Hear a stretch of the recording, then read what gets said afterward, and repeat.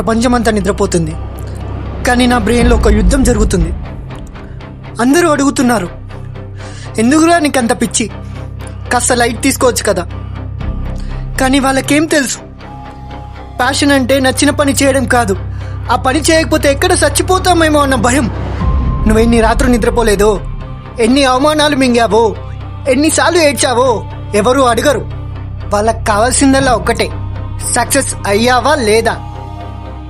అందుకే నీ బాధని ఎవరికి చూపించకు, నీ గాయాన్ని ఎవరు చూడరు, నీ గెలుపుని మాత్రమే చూస్తారు.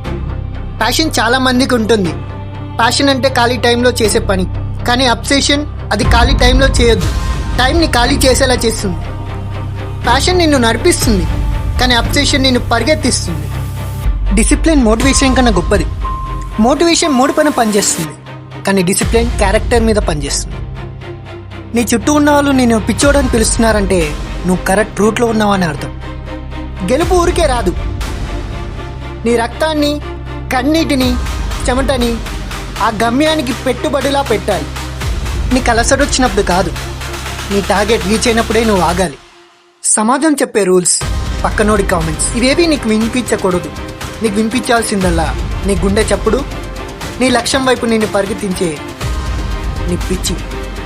డే 360, 360 రోజులుగా నేను ఇదే ప్లాట్ఫామ్ పైన కూర్చొని స్పీచింగ్ ప్రాక్టీస్ చేస్తున్నా.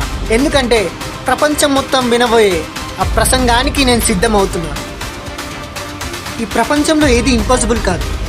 మనం మనసు పెట్టి ఆశపడాలే, కానీ తాళం వేసిన అదృష్టం కూడా నిమిషంలో తెచ్చుకుంటుంది. Remember, passion makes you start, discipline makes you continue, obsession make you unforgettable.